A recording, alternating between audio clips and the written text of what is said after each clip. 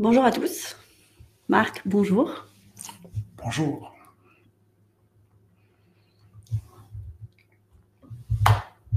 C'est bon? C'est parti? Ouais, c'est parti. Bienvenue sur notre chaîne Webikeo, où vous pouvez trouver toutes les informations, toutes les dernières actualités en matière de digitalisation et de vos processus, plus particulièrement liés à la facturation électronique. Et je voulais commencer par vous parler du 28 septembre. Le 28 septembre, il s'est passé quelque chose lors du 78e congrès des experts comptables. Le ministre des Finances et de l'économie et des Finances a fait une annonce fracassante.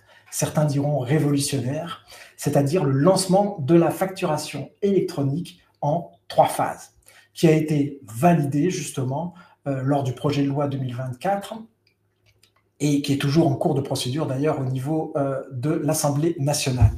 Quelle était la grande idée derrière cette annonce? Assez simple. Tout d'abord, l'objectif était de fixer de manière simple les prochaines dates butoirs afin de minimiser et de dissiper toute ambiguïté pour les entreprises. C'est le premier point. Le deuxième point concerne ensuite, il visait à inciter les entreprises à se préparer de manière adéquate. Et ça, c'est un point extrêmement important. Alors, dit autrement, votre préparation est la clé de ce changement. Maintenant, on pourrait penser que la réforme va apporter une révolution au sein des entreprises. Et la surprise, pas forcément. Pourquoi? Tout simplement, lorsqu'on examine de plus près la situation, on se rend compte que la question cruciale ne réside pas effectivement dans la réforme en elle-même. La clé réside tout simplement dans l'adoption d'une approche égocentrique. Donc, une approche égocentrique, c'est quoi? C'est à savoir l'évaluation de sa propre situation. Quel est mon niveau de maturité numérique? Quels sont les besoins spécifiques? Où en sont mes équipes? Quels sont mes objectifs? Ai-je suffisamment de compétences en interne nécessaires pour réussir ce projet? Ce sont les questions qui vous permettront de réussir votre transition. En fonction notamment de votre niveau, bien sûr, de maturité numérique, tout en prenant le temps nécessaire d'acquérir, je dirais, les compétences essentielles pour exploiter pleinement les avantages de la facturation électronique.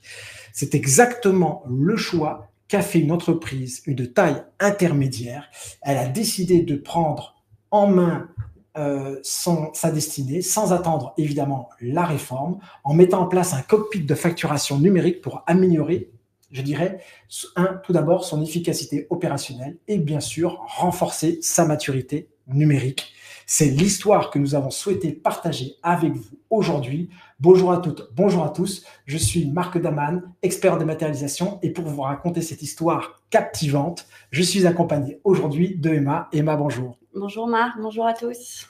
Nous sommes également accompagnés de Margot, qui est la modératrice de cette conférence, pour laquelle vous allez pouvoir poser vos questions dans le chat et elle sélectionnera les meilleures questions, bien entendu.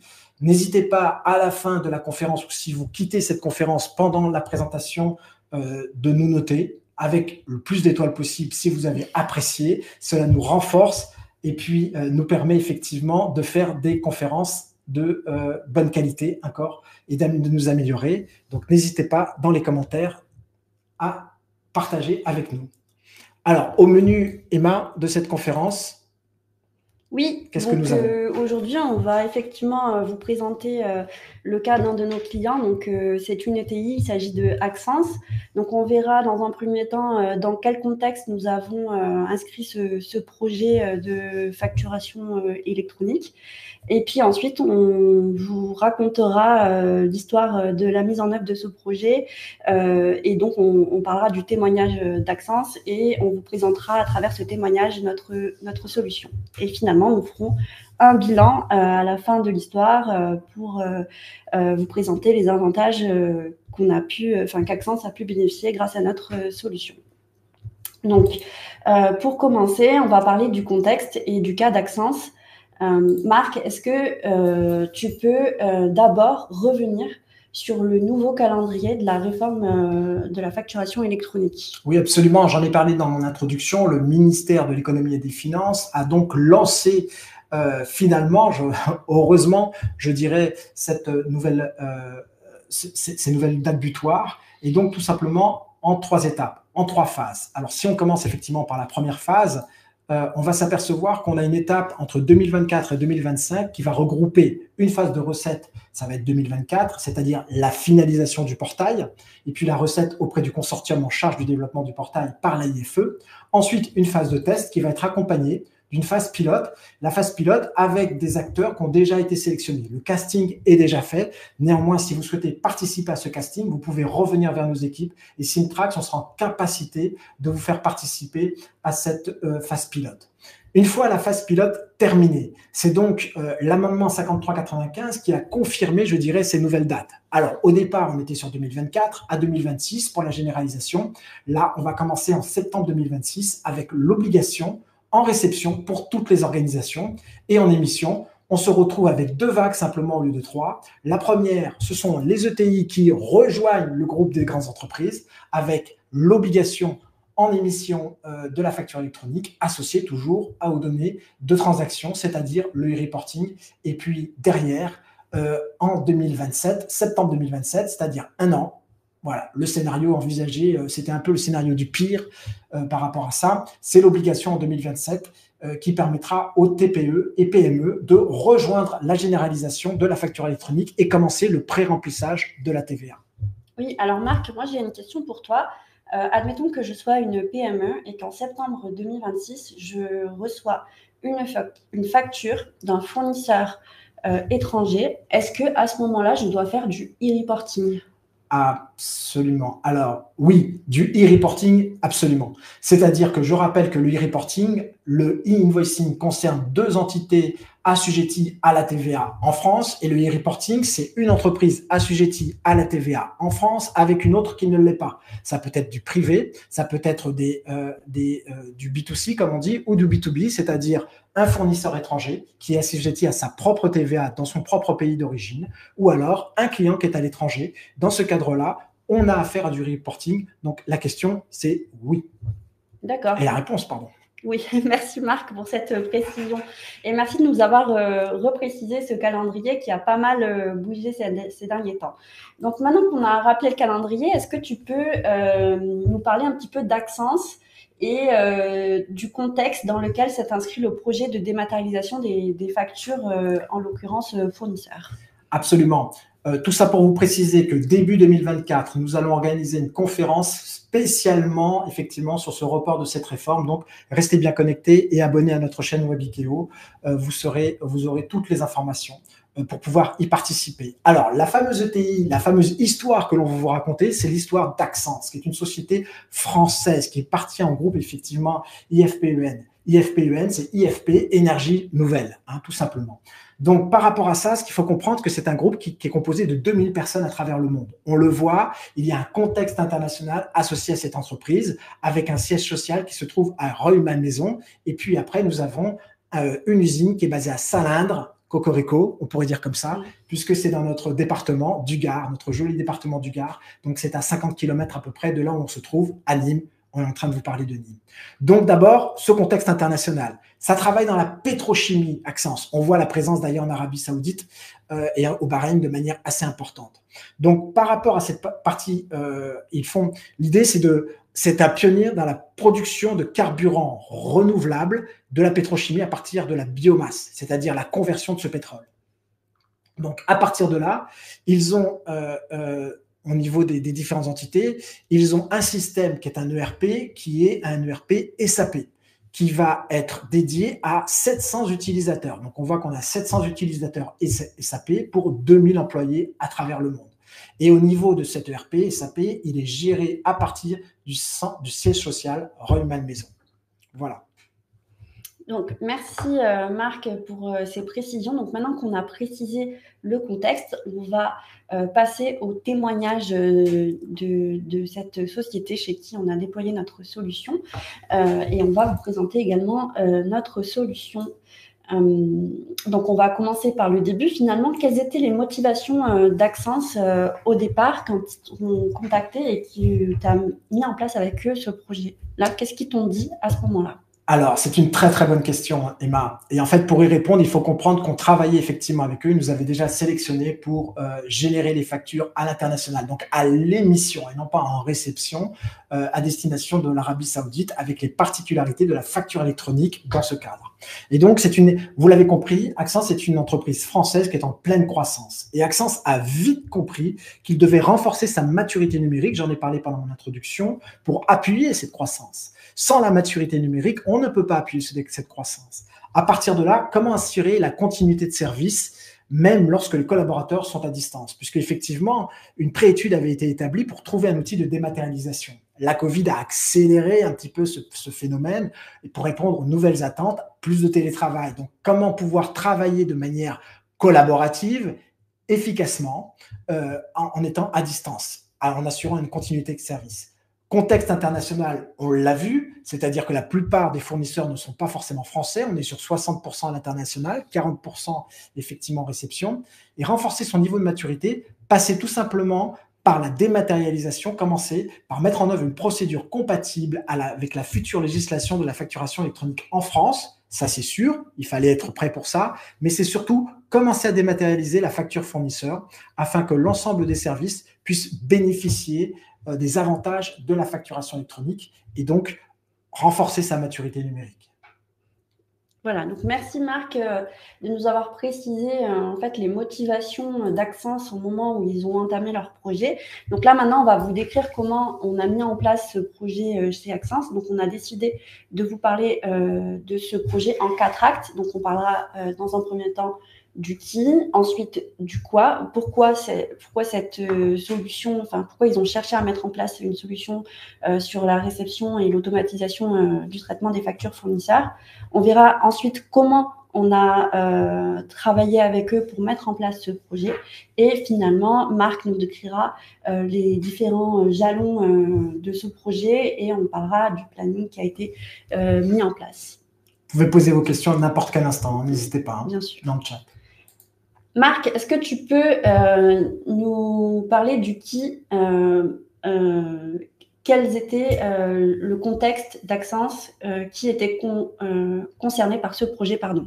Et quelles étaient les factures concernées, effectivement. Oui. Donc, j'en ai parlé tout à l'heure en présentant Axence. Il y a effectivement 2 entités en France importantes. Le siège social basé à Rueil-Malmaison, région parisienne, pour ceux qui ne connaissent pas, et l'usine qui est basée dans le Gard, à Saint-Lindre, très exactement. 2 services comptables différents, 2 façons de faire différentes et 2 types de factures différentes. D'abord, au niveau de l'usine, il y a une gestion des stocks avec des commandes, effectivement, c'est-à-dire j'ai associé les commandes avec les factures et la gestion des transports. D'accord. Donc ça, c'était des notions qui apparaissaient uniquement dans l'usine. En plus, il y avait de l'intérim, de la location, des consignations qui sont sans bon de commande. Et puis après, au niveau des factures, nous avions les factures du siège social où nous avons beaucoup plus de fournisseurs effectivement à gérer au niveau du siège social qu'au niveau de l'usine de Saint-Lindre, des factures sur projet, des factures étrangères à gérer et il fallait inciter justement l'ensemble du siège social, l'ensemble, parce que les organisations, c'est-à-dire les métiers, le service marketing qui souhaite faire un achat, le service commercial qui souhaite faire un achat, et ben inciter l'ensemble de ces métiers à passer à la commande. Et donc, à partir de là, il fallait trouver un outil qui soit collaboratif et qui puisse être transversal au niveau de ces 2 entités. D'accord. Et en termes de volumétrie, on était sur quelle volumétrie pour ce client-là? Voilà, c'est ce que vous voyez ici à l'écran. Donc, on est à peu près sur 1000 fournisseurs. Donc, on voit la quantité de fournisseurs importante. Et donc, l'interprétation, 1000 fournisseurs dit 1000 cas de factures différentes. Et encore, pour un fournisseur, vous pouvez avoir plusieurs cas de facture, plusieurs situations. Donc, on était sur une volumétrie, pour répondre à ta question, Emma, de 20 000 factures à peu près par an. On est sur 20 000. Et nous avons donc 2 services qui sont répartis sur 8 comptables et que chacun travaille de sa manière. Et donc, l'important, c'était aussi de constituer une équipe projet qui allait permettre justement la mise en route, la mise en œuvre et l'accompagnement au changement de ce projet. Avec, bien entendu, le service informatique. Tout à fait. Donc, finalement, on a vu qui était concerné, les volumétries, pourquoi ils ont cherché à mettre en place ce projet. Marc. J'en ai un tout petit peu parlé tout à l'heure, effectivement, Emma. C'est d'abord promouvoir l'adoption généralisée des bons de commande. Voilà, faire en sorte que le maximum de factures soient associées à une bon de commande, ce qui n'était pas le cas. Pourquoi? Parce qu'il n'y avait pas d'outil qui était en capacité d'avoir une vue globale sur l'ensemble des factures. Donc déjà, ça posait un souci. Ensuite, aide à la saisie. On voit qu'effectivement, le temps, la charge administrative est très, très importante pour la saisie de ces factures. Même si on peut saisir une facture à partir d'une commande, voilà, c'est assez compliqué, en particulier quand on utilise le RP SAP. Ensuite, diminuer les tâches à faible valeur ajoutée. La saisie, les emails échangés, les emails en interne, en externe. Et donc, l'objectif, c'était vraiment d'avoir un outil commun pour que le service comptable, effectivement, de Royman Maison puisse éventuellement intervenir, travailler de la même manière que le service, effectivement, comptable concerné de l'usine de Salindre. Et ça, c'était pas évident. Et c'est l'outil qui allait favoriser, effectivement, cette manière de travailler, cette uniformisation des processus. Et puis, le dernier point, qui reste quand même un point important, énergie renouvelable, je rappelle la maison mère, et donc c'était avoir une démarche plus éco-responsable vis-à-vis d'Axence, qui était quand même assez important, afin d'éliminer au maximum le papier. Merci Marc pour ces précisions. Et donc, maintenant, on passe au comment. Et comment vous avez abordé ce sujet avec Axence. Est-ce que tu peux nous en dire un peu plus? Oui. Alors là, je dirais les termes un petit peu différents de ce qui est écrit. C'est-à-dire que d'abord, l'objectif numéro 1, c'était conserver son application comptable en facilitant l'enregistrement. C'est-à-dire qu'on ne voulait pas refaire un outil comptable dans un outil de facturation. Voilà. Dans un cockpit de facturation, il devait juste gérer les échanges de factures et les intégrations et la synchronisation avec l'ERP. Ça, c'est le premier point. Le deuxième, c'est effectivement de gagner en qualité, en traçabilité.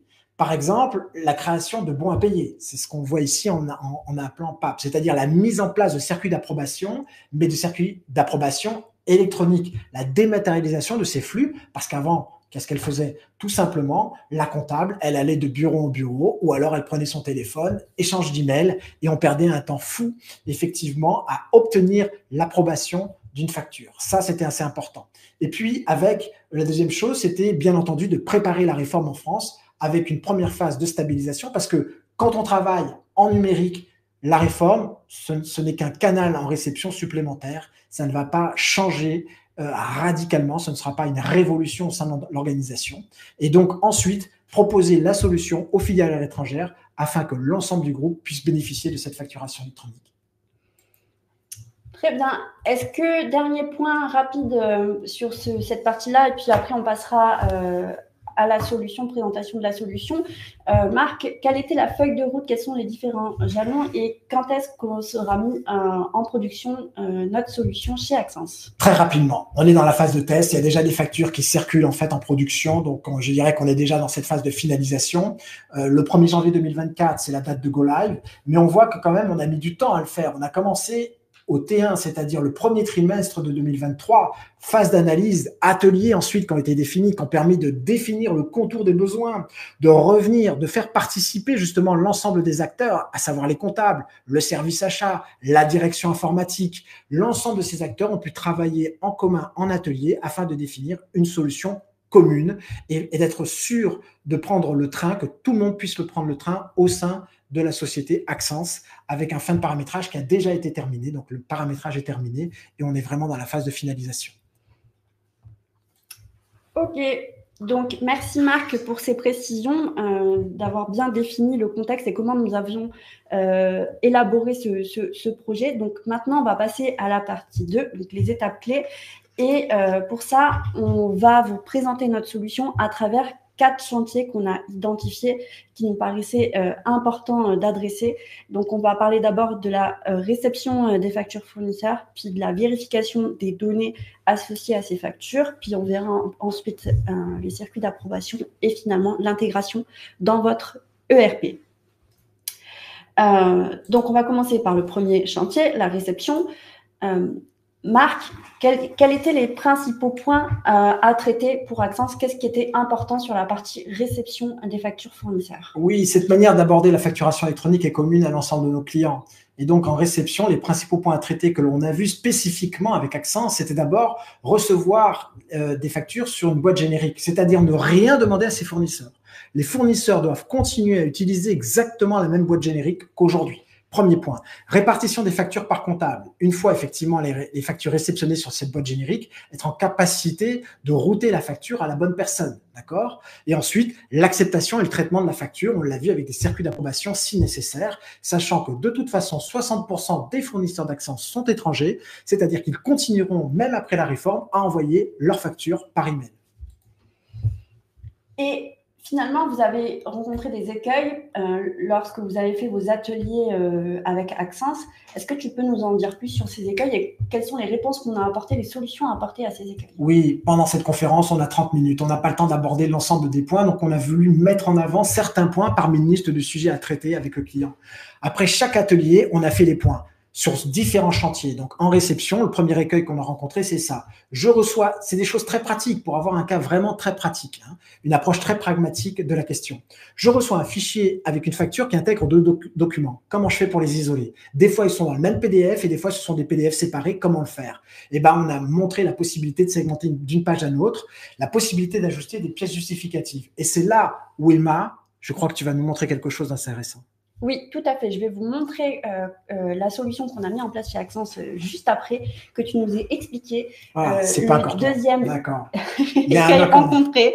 Et après, je montrerai la solution. Promis, on y vient. D'accord. Emma a toujours des questions. Et voilà, il y en a un deuxième, un écueil. Et alors, le deuxième écueil, c'est la facture adressée au mauvais établissement. Voilà, le siège social reçoit une facture qui est à destination de Salindre. Salindre reçoit une facture à destination du siège social. Comment je fais pour traiter ces deux points? Est-ce que tu peux justement, du coup, nous montrer un petit peu comment ça se présente? Oui, tout à fait. Donc là, je vais me mettre dans la peau d'un comptable de chez Axence.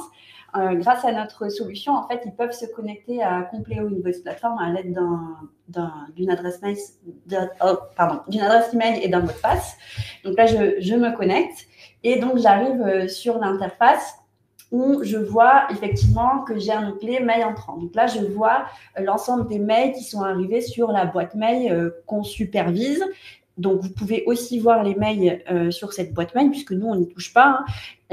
Juste, vous les voyez également dans notre interface. Et là, vous voyez qu'il y a deux factures qui ont été envoyées donc aujourd'hui à 14h07 et 14h08 et qui sont un statut à traiter. Donc, en tant que comptable, je vais du coup afficher l'email que j'ai reçu.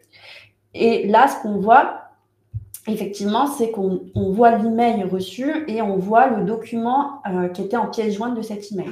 Donc là, on voit que c'est une facture qui fait 2 pages.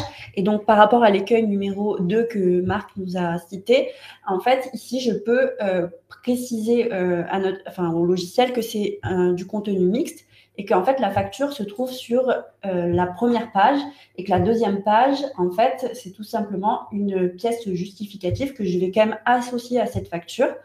Et voilà, donc à ce moment-là, je vais la retrouver ensuite dans le process. Mais voilà. Donc ça, c'était pour la première facture. Voilà. Et le deuxième écueil que Marc nous a parlé. Donc là, c'est la même facture, mais vous voyez que elle fait qu'une page. Donc ici, je vais préciser qu'il s'agit d'une facture et je vais l'associer, en fait, l'affecter à un comptable pour qu'il la traite. Donc là, je vais me l'affecter. Donc moi, je vais la traiter en tant que comptable. Et par contre, je vais définir que la deuxième pièce justificative, c'est bien une pièce justificative et je vais l'associer à la facture. Et là, à ce moment-là, vous avez l'onglet transférer et c'est ici que vous allez pouvoir changer de service si jamais votre fournisseur s'est trompé. Donc là, je vais la laisser puisqu'on ne s'est pas trompé, on l'a envoyé au bon service et je vais tout simplement appliquer.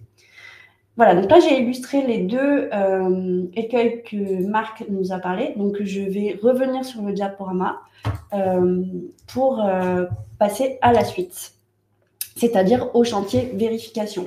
Donc, Marc, quels sont les écueils que tu as rencontrés sur ce chantier-là avec Axence? Alors, la vérification, c'est d'utiliser une technologie. La technologie qu'on utilise, c'est de l'intelligence artificielle, du machine learning, être en capacité de traiter. J'ai parlé de 1000 fournisseurs tout à l'heure, donc 1000 factures différentes. Donc, d'être en capacité d'utiliser l'intelligence artificielle afin d'extraire automatiquement les données pertinentes de ces factures fournisseurs. Ce qui va permettre, d'automatiser effectivement le rapprochement de la facture. C'est ce qu'on appelle effectivement le three-way matching, qu'on appelle en anglais, c'est-à-dire la capacité de faire une vérification en 3 points. avec la commande, est-ce que la commande existe? Avec le bon de livraison, qu'est-ce qui a été livré pour savoir ce qui a été payé? Donc ça, c'est effectivement la première comparaison. Ensuite, on remonte effectivement et on essaie de comparer certaines informations complémentaires avec des ERP, avec les données qui sont dans l'ERP. Par exemple, ici, l'IBAN et le code postal, parce que ce sont deux valeurs qui ne changent pas par rapport à la fiche fournisseur. Et puis, bien évidemment, il y a la comparaison en plus, l'élimination des doublons et les factures incorrectes afin d'éviter justement ce qu'on appelle la gestion fastidieuse des doublons, des factures et des factures erronées. Donc, tout cela, effectivement, c'est grâce à l'intelligence artificielle par la vérification des gens, mais je crois que une démonstration sera plus efficace qu'un discours. Oui, tout à fait. Donc, Marc, pour illustrer tes propos, donc là, je reviens sur notre solution qu'on a proposée à Axence. Donc, une fois que j'ai traité l'email, en fait, la facture va apparaître dans facture reçue. Donc, on voit ici l'ensemble des factures qu'on a reçues et on va prendre du coup la dernière qui correspond à celle qu'on a traitée juste avant. Vous voyez qu'il y a sur les colonnes un certain nombre d'informations. Ce sont des informations qu'on a récupérées grâce à de l'intelligence artificielle qui est venue, comme l'a dit Marc, chercher l'information sur la facture directement. Donc, vous voyez, on récupère les montants de la facture. Donc, si je clique sur « Afficher », je vois apparaître la facture sur la gauche avec les informations qui ont été récupérées sur la facture à droite. Donc, vous voyez ici, si je clique là sur l'information sur le client, on voit que le comptable n'a pas à chercher l'information sur la facture. Elle retrouvera toujours l'information à ce niveau-là et en cliquant dessus, elle peut voir très rapidement où est-ce qu'elle se trouve sur la facture. Donc, ce qui est important de noter, c'est qu'on va récupérer les informations sur le client, sur le fournisseur, les informations de facturation et également le numéro du bon de commande qu'on voit ici. Et ce numéro est extrêmement important puisque ce qui va nous permettre de faire le lien entre le bon de commande qui a été généré dans SAP et le bon de livraison. Donc, je reviens juste sur la partie fournisseur. Vous voyez ici qu'il y a une information qui est en rouge. En fait, ça signifie, quand on clique sur la petite loupe, on voit les données qui sont extraites de la facture et on voit que le code postal ici ne correspond pas en fait au code postal qui avait été enregistré dans la fiche fournisseur qui se trouve dans SAP. Donc là, le logiciel vous dit juste attention, le code postal ne correspond pas. Est-ce que vous devez faire un check par rapport à ça ou pas? Voilà, donc on vous permet de comparer les données extraites de la facture avec les fiches fournisseurs enregistrées dans l'ERP. Ce qui est important de noter, vous l'avez peut-être vu, c'est ce bandeau jaune qui vous indique que cette facture, en fait, elle a déjà été traitée par notre logiciel et donc il s'agit d'un doublon. Donc le logiciel est capable de gérer les doublons et de vous notifier par rapport à ça. Donc, on voit qu'on peut définir s'il s'agit d'une facture ou d'un avoir, et si c'est une facture avec bon de commande ou sans bon de commande. Donc là, nous, c'est un cas avec bon de commande, donc je vais laisser avec bon de commande. Ce qui est important de noter aussi, c'est qu'à ce moment-là, quand je clique ici, je vois apparaître en fait les lignes du bon de commande qui correspond à cette facture. Et ce qui est vraiment important et qui permet de faire le fameux three-way checking, c'est qu'on va vous montrer quelles sont les quantités facturables, mais aussi les quantités issues du bon de commande, et des quantités qui ont été livrées pour aider le comptable à faire un choix, à savoir s'il doit payer ou pas cette facture. Donc, je vais m'arrêter là pour cette partie-là, mais il y a un autre chantier qui permet d'aider le comptable à prendre sa décision. C'est les workflows de validation. On va y revenir juste après, effectivement. On va en parler. Je vais remettre le diaporama. Voilà. Ici, est-ce que, Marc, tu peux nous en dire plus sur cette partie approbation et lesquels qu'on a rencontrés avec Axence sur ce cas-là? Absolument, Emma. On a vu la réception de la facture, on a vu la vérification, mais certaines factures nous amènent à avoir une approche collaborative, je dirais, de la facture, c'est-à-dire être en capacité de discuter avec d'autres services, d'impliquer d'autres collaborateurs. Pour cela, on a besoin de déclencher des circuits d'approbation. Peut-être que tu peux nous montrer comment le faire, ce sera peut-être plus simple. Oui, tout à fait. Alors, je vais vous montrer ça tout de suite. Oh, excusez-moi. Donc là, je vais réafficher le logiciel. Donc ici, si je reprends le cas de la facture qu'on était en train de traiter, on voit ici qu'on a un onglet vérification. Donc, on retrouve l'onglet pièce jointe dans lequel on va retrouver la fameuse pièce jointe qu'on avait ajoutée. Mais on a aussi un onglet qui s'appelle validation. Et là, en fait, je peux choisir un acheteur ou une personne qui va valider en fait la facture pour dire au comptable s'il souhaite la mettre en paiement, etc. Donc là, le comptable choisit le motif. Donc ça peut être bon à payer, ou alors on peut demander à la personne qui a passé la commande de créer la commande dans l'ERP parce qu'on ne retrouve pas la commande, ou de modifier la fiche fournisseur, etc. Donc là, je vais sélectionner bon à payer et je vais envoyer. Tu as un commentaire, non? Ah non, j'ai pas mis de commentaire. Bon, on aurait pu rajouter un commentaire, on l'aurait vu également.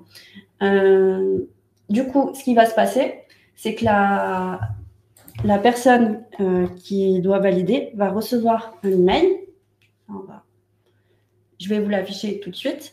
Elle va recevoir un email et elle va pouvoir ouvrir en fait la facture extrêmement rapidement. Je vous montre ça tout de suite. Voilà, donc elle reçoit l'email. Donc elle clique sur le lien. Ça signifie qu'elle n'a pas besoin de licence. Voilà, elle n'a pas besoin de login et de mot de passe pour se connecter. Donc là, on va lui demander un code. Donc je vais le recevoir d'une seconde à l'autre. Voilà. Donc là, je reçois un code. Donc je vais juste le rentrer. Voilà. Donc je vous montre que je rentre le code. Je valide. Et à ce moment-là, la personne qui va valider voit que la comptable Emma Desvignes a demandé si cette facture, on pouvait la mettre en paiement. Et là, la personne peut ajouter un commentaire. Donc, moi, je vais marquer OK et je vais approuver. Mais je pourrais rejeter cette facture et dire non, pour le moment, on ne la met pas en paiement parce que j'ai un litige avec le fournisseur. Voilà. OK, donc ça, c'est bon. Donc, on a vu la partie validation, approbation. Donc, je vais laisser Marc nous parler du dernier chantier, à savoir l'intégration avec l'ERP. Effectivement, l'intégration dynamique des écritures, notamment dans votre logiciel comptable de manière native, je dirais, est assez important. Et pour cela, la première chose à faire, c'est synchroniser les différents statuts entre l'ERP et le cockpit de facturation. Donc, on a vu que l'ensemble de ces éléments-là, par exemple, quand on fait une différence entre le code postal, c'est dans l'ERP comptable qu'on va changer le code postal, c'est pas dans notre applicatif. Vous voyez, c'est ce que je vous disais justement pour garder effectivement que chacun reste à sa place. Et ça, c'est très important. Donc, par contre, la remontée des statuts, il fallait le faire pour qu'on puisse, à partir de l'ERP également, recevoir un certain nombre d'informations. Et ça a été réalisé par un appel d'API. Tout simplement, la standardisation des échanges via API avec le système SAP. Et ce ne sont pas des BAPI dans le cadre de SAP, c'est vraiment les API tout à fait standards. En cas de blocage, notamment concernant le paiement, toutes ces informations devaient être remontées. Ça, c'est le premier recueil. Je crois qu'il y en a un deuxième, du coup, pour ne pas faire... Voilà. C'était donc... Comme je l'ai dit, l'objectif n'est pas de recréer un ERP dans le cockpit, mais poursuivre la pleine utilisation des fonctionnalités. Donc, il fallait sécuriser l'intégration correcte et cohérente des factures avec l'ERP. C'est-à-dire qu'une fois qu'on a cette facture, elle vient écrire directement dans l'outil comptable, dans votre outil comptable. Là, c'est en l'occurrence ici avec SAP, mais ça peut être avec d'autres ERP. Il n'y a aucun souci là-dessus. On a déjà fait pour SAP Business One. On est en train de travailler, on a travaillé sur Sage. Tout ERP qui est en capacité de travailler en API. Et on va pouvoir synchroniser ces données avec les PO, les vendeurs, à la demande, de façon périodique. Puisque tout à l'heure, ce qu'elle a demandé, quand elle a dit qu'il manquait une commande, par exemple, et ben en fait, est-ce que tu peux nous montrer, est-ce que je peux, pendant ce temps-là, l'acheteur, il a créé sa commande, est-ce que je peux resynchroniser et réavoir du coup les informations? Oui, tout à fait. Donc là, je suis en train de réafficher la facture qu'on traitait depuis tout à l'heure. Donc effectivement, ici, on voit qu'il y a le numéro de commande. Si je clique ici, je peux réactualiser, en fait, resynchroniser par rapport aux données qui sont présentes dans l'ERP. Donc ça, c'est bon. Donc le deuxième point qu'on voulait vous montrer, c'est l'intégration. Je vais accélérer parce qu'on est en train de dépasser notre quota de temps accordé. Donc si en tant que comptable, je souhaite finalement intégrer ma facture dans l'ERP et ne pas avoir à saisir l'information, je n'ai juste à cliquer sur générer la facture. Et à ce moment-là, on voit que le logiciel est en train d'intégrer la facture à l'ERP. Et ce qui est important de noter, c'est qu'on va pouvoir voir quand celle-ci est intégrée. La facture va passer au statut intégré. Et comme on peut le voir un peu plus loin, à ce moment-là, ce qu'on va récupérer, c'est le numéro de facture qui a été associé, qui a été créé dans dans l'ERP. Et on voit le statut ici de la facture qui est enregistrée, enfin qui est préenregistrée. Et on voit si elle est bloquée ou pas dans l'ERP. Et si jamais il y a une erreur d'intégration, ce qui peut être possible, on aura l'erreur, on aura le message de l'ERP qui va remonter ici. Donc maintenant, si j'actualise, voilà, on voit que la facture s'est correctement créée dans l'ERP. Je ne vais pas vous montrer dans l'ERP parce que malheureusement, on manque de temps. Mais si vous voulez voir cette partie-là, surtout n'hésitez pas à nous contacter. On peut refaire une démo pour vous montrer ça. Alors, Marc, je vais te laisser conclure très rapidement par rapport à ce témoignage client, enfin ce cas client. Voilà, on a essayé effectivement de revenir sur vraiment d'avoir une approche un petit peu plus pragmatique de la situation, et puis pour vous dire que d'attendre effectivement la réforme n'est pas l'alpha et l'oméga en fait de la facturation électronique. Donc le cockpit de facturation, c'est quoi? Le cockpit de facturation, c'est un schéma qui va vous permettre, qui a été conçu afin d'optimiser, je dirais, votre efficacité quotidienne. Et par rapport à ça, il propose certaines fonctionnalités très pragmatiques: le contrôle des données, l'approbation, la réception comptable, la réconciliation, l'intégration par API, et on peut le voir aujourd'hui par email, la réception effectivement à travers le réseau PayPal, la réception demain à travers le portail public de facturation. C'est déjà le cas, parce qu'on a pu voir PPF effectivement dans l'interface. Aujourd'hui, elle est simplement connectée à Chorus Pro, dans le cadre des échanges de la commande publique. Mais par contre, néanmoins, tout cela, c'est standardisé et c'est centralisé dans un seul applicatif. Oui, et pour rebondir sur ce que dit Marc, là, on a traité le cas d'un PDF. Quand ça passera par le PPF, on saura traiter bien sûr le FactureX, le C2I et l'UBL. Oui, on n'aura pas besoin d'utiliser l'intelligence artificielle dans ce cadre-là, puisque la facture sera déjà numérique. C'est ça la transformation numérique, c'est ça la facturation numérique, c'est de standardiser l'ensemble de vos flux, quel que soit le canal de réception. Donc en conclusion, le passage à la facturation électronique vous permettra de traiter, envoyer, recevoir, détecter plus rapidement, plus sûr, plus sécurisé, plus correct. C'est ce que l'on vous propose effectivement à travers cet outil. C'est pour ça qu'il a été choisi par le groupe Axence. Et si on voit au-delà effectivement du cockpit et des factures et des fonctionnalités qui vont vous simplifier la vie, ce que l'on peut voir en termes de conclusion sur la page suivante, c'est effectivement la mise en place d'un cockpit unique au-delà de ces fonctionnalités. La mise en conformité est extrêmement importante pour la PAF. Je rappelle que la PAF est obligatoire aujourd'hui, elle le sera encore demain dans le cadre de la réforme et pourra être réclamée par le contrôleur fiscal lors d'un premier entretien en matière de TVA. Donc c'est extrêmement important d'avoir l'ensemble des éléments. C'est-à-dire qu'on a pu voir tout à l'heure toute la traçabilité, toutes les informations qu'on a retrouvées au niveau des échanges, les échanges chronologiques, la trace chronologique, on appelle cela, peut être récupérée pour renforcer votre piste d'audit fiable. Donc, c'est un outil qui va favoriser la prise de décision puisqu'il va être en support du comptable et non pas le remplacer véritablement. Plus de saisie par contre, donc plus de facilité, un gain de temps très appréciable au quotidien pour de l'analyse financière, du contrôle de gestion, l'optimisation des différents circuits, la relation client-fournisseur également, le cas échéant, tout ça pour plus grande productivité et une plus grande efficacité de l'entreprise Axence. Voilà, donc on arrive au bout de notre webinaire. Marc, tu veux faire un mot sur la conclusion peut-être ou... Non, on vient de le dire en conclusion en fait. L'idée, c'est qu'Axence a bien compris qu'il ne fallait pas attendre effectivement que le nouveau calendrier n'apportait rien en fait par rapport à leur souhait de bénéficier des avantages de la facturation électronique, puisqu'ils ont commencé à regarder. Alors on peut se dire oui, on va regarder ça plus tard, mais ce serait peut-être une erreur pour accompagner votre développement, le développement de votre activité en France et à l'international, d'avoir une solution. Donc là, vous pourrez avoir effectivement le résumé de ce que l'on a fait avec Axence sur cette diapositive. Et Axence va pouvoir bénéficier à partir du 1er janvier 2024 de l'ensemble des fonctionnalités et surtout faire en sorte que les équipes soient digital compatibles, c'est-à-dire travailler de manière digital, non pas travailler de manière avec des anciens processus papier. Il faut réfléchir autrement et il faut proposer ça à travers des ateliers de préparation avec une aide au changement. Tout à fait. Donc, merci Marc pour ces précisions. On va passer aux questions parce que malheureusement, on manque de temps et on a reçu quelques questions. Est-ce que votre solution fonctionne pour les factures clients, les factures sortantes ?